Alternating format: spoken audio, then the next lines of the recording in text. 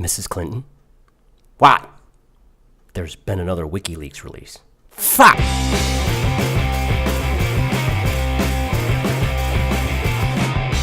Hello again, fellow American citizens.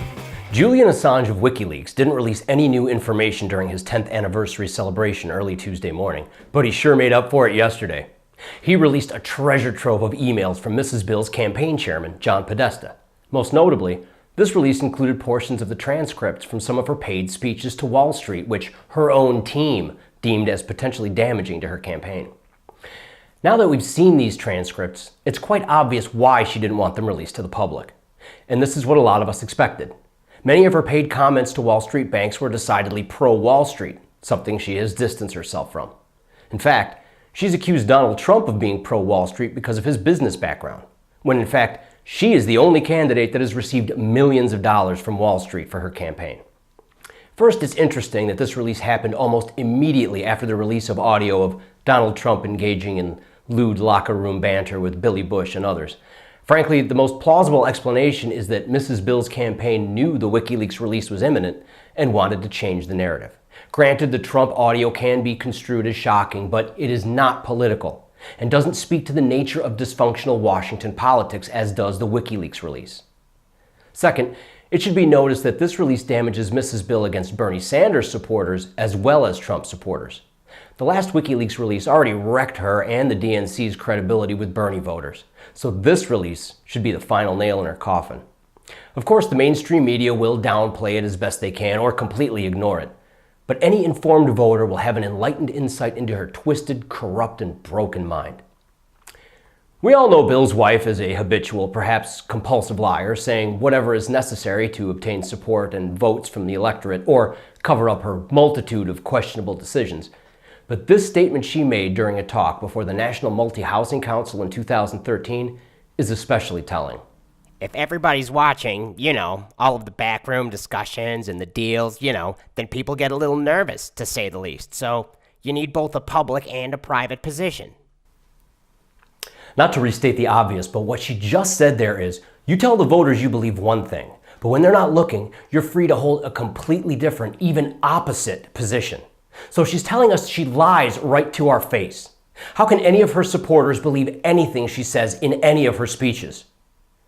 During Sunday's debate, the first thing Donald Trump could say after Mrs. Bill says anything is, well, is this your public position or your private position? She's flat out admitting that she will look us in the eyes and lie as long as it serves her purpose. This is, in one simple statement, exactly why America is disgusted by politicians. So I'm not saying Mrs. Bill is the only one that believes this. Most every career politician must take this stance to get elected. They speak the words the audience wants to hear, but when it comes to making policy, those words mean nothing. They always do whatever serves them, not us. That's why America is flocking to Trump, the non-politician, the outsider. The last thing America needs right now is another career politician in the Oval Office. Another one of her more damaging comments was made in a speech to Brazilian Bank in 2013. My dream is a hemispheric common market with open trade and open borders. Holy Schmidt, open trade and open borders? Well, there goes her maybe NAFTA wasn't such a great idea stance she's been taking lately.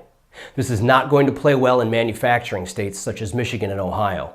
We already knew she was pro-immigration, but this open border statement underscores her desire to let anyone and everyone into America, regardless of their ability to contribute to our society.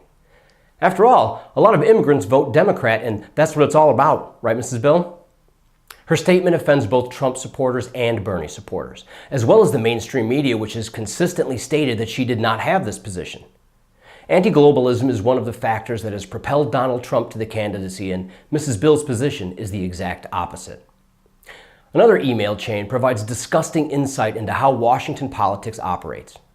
Trey Gowdy, as the chairman of the Select Committee on Benghazi, has been relentless in trying to understand exactly what led to the deaths of 4 Americans in the September 11, 2012 attacks in Benghazi. Indeed, it is his persistence that led to the revelation of Mrs. Bill's private email server. And he has spearheaded the effort to obtain the emails contained on this server to shed some light on Bill Clinton's wife's involvement in the murder. In the latest leak, it is revealed that at one point, It was suggested by Clinton pollster Joel Benenson that Mrs. Bill's camp needed to find a Democrat ally that would be willing to demand that Mr. Gowdy produce the last 2 years of his emails, so that people can see for themselves how politically motivated his investigations are. But they couldn't find one Democrat lawmaker that was willing to make this request. Why? Because every single one of them was afraid that the same request would be made of them. In other words, every damn one of them was engaged in shady or personal business, and they used their government email for communication. One imagines that if they had found a congressman willing to make that request, the mainstream media would have had their back, demanding Gowdy's emails while eschewing the need for the accusers. This would have been a huge talking point for the Dems. But none of them had the rocks. Pathetic. Honestly, there are a lot of other revelations in this latest Wikileaks release. But in the interest of not droning on for hours and talking about what a two-faced, corrupt, lying, lifelong politician Bill Clinton's wife is, I'll leave you with this final discovery. At a 2013 Goldman Sachs event, she said this: There's nothing magic about regulations. Too much is bad, too little is bad. How do you get to the golden key? How do we figure out what works? And the people that know the industry better than anybody are the people who work in the industry. So she's pretty much saying that her Wall Street buddies should be the ones to come up with government regulations to be imposed on themselves. This is the exact opposite of the position she espoused while running against Bernie Sanders in the primary. Bernie was staunchly anti-Wall Street, and this resonated powerfully with Democrat voters. But again, I guess it's no surprise she tells the public one thing and Goldman Sachs bankers something completely different.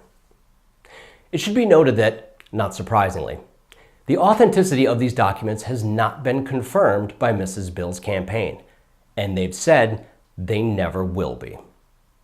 Clinton spokesman Glenn Kaplan said in a statement, "Earlier today, the U.S. government removed any reasonable doubt that the Kremlin has weaponized Wikileaks to meddle in our election and benefit Donald Trump's candidacy.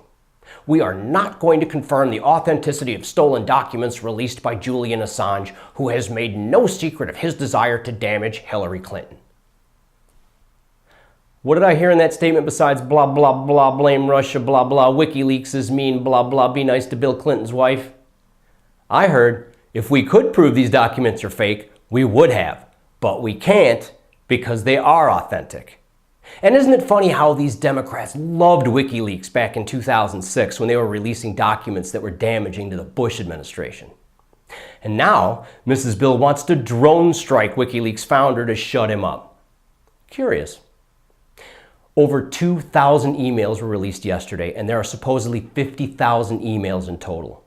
WikiLeaks has stated they will be releasing new documents every week for the next 10 weeks. So we have 9 more releases to look forward to. And I can't wait. So what's the main takeaway from this particular release? That Mrs. Bill Clinton is a two-faced, manipulative, shady, self-serving, corrupt, lying piece of human garbage. But didn't we already know that? Factin' A right. Hey, do you love America? Well, America loves you, and so do I. Just as friends. Check out one of these videos, and don't forget to subscribe, and let's be Twitter buds. Let's keep this party rolling. Factin' A.